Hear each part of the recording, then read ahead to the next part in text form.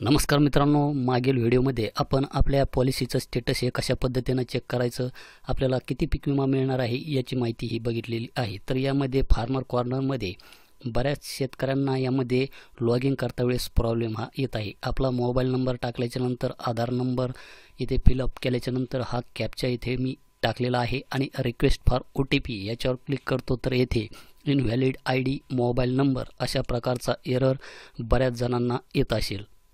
तर आपला आधार नंबर आणि मोबाईल नंबर व्यवस्थित टाकून सुद्धा आपण यामध्ये लॉग इन हे होऊ शकत नाही। तर अशांनी काय करायचे आहे, तर व्हिडिओ हा शेवटपर्यंत पाहायचा आहे। तर यामध्ये लॉग इन कशा पद्धतीने करायचे त्याची माहिती मी तुम्हाला या व्हिडिओमध्ये देणार आहे। तर आपणास येथे खाली don't have registered mobile number याच्यावर क्लिक करायचे आहे। तर येथे जे काही रेड स्टार मार्क आहे ही माहिती भरवणे आपणास कंपल्सरी आहे। तर येथे फार्मर डिटेल्समध्ये येथे फुल नेम जसे आधार कार्डवर नाव आहे तसे नाव आपणास यामध्ये टाकायचे आहे।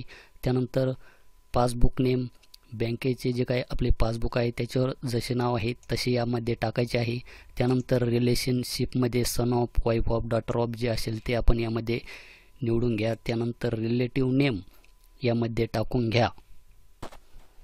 त्यानंतर इथे आपला मोबाईल नंबर हा टाकायचा आहे जो की आपण पीक विमा फॉर्म भरता वेळेस दिलेला आहे तो।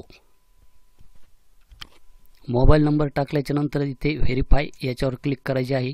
त्यानंतर हा जो काही कॅप्चा दिसत आहे हा कॅप्चा इथे टाकायचा आहे आणि गेट OTP वर क्लिक करायचे आहे। त्यानंतर मोबाईलवर OTP येईल, तो OTP आपणास यामध्ये टाकायचा आहे आणि सबमिट या बटनावर क्लिक करायचे आहे।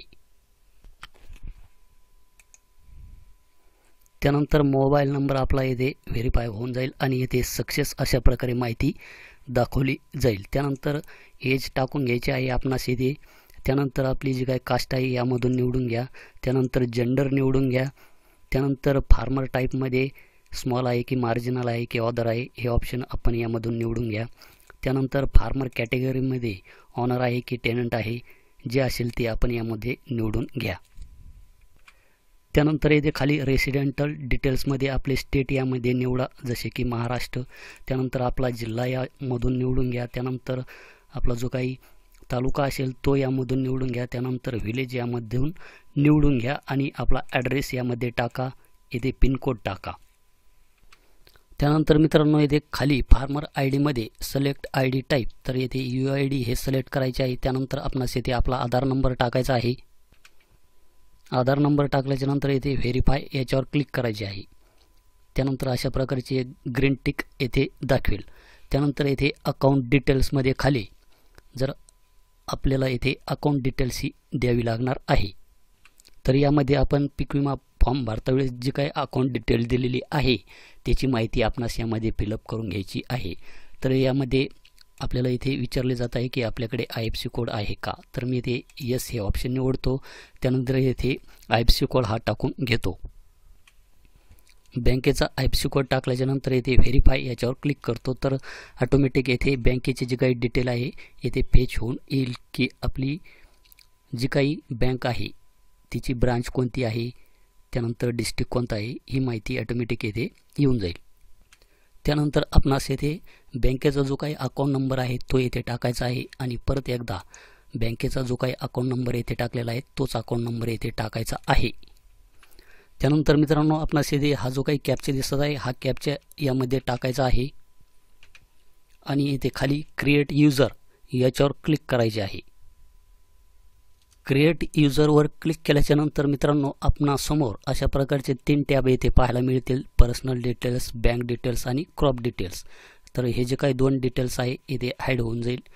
तर आपणास काय करायचे आहे, ही माहिती परत भरून घ्यायची आवश्यकता नाही। तर आपणास इथे वर ॲप्लिकेशन नावाचे ऑप्शन दिसेल, आपणास यामध्ये क्लिक करायचे आहे।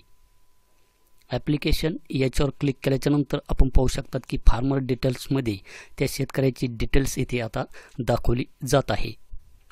तर येथे आपणास सुरुवातीला जे काही वर्ष आहे 2024 आणि इथे खरीप सीझन, तर इथे नो पॉलिसी फाउंड अशा प्रकारे माहिती दाखवली जात आहे। तर येथे आपण 2023 ही सिलेक्ट करा।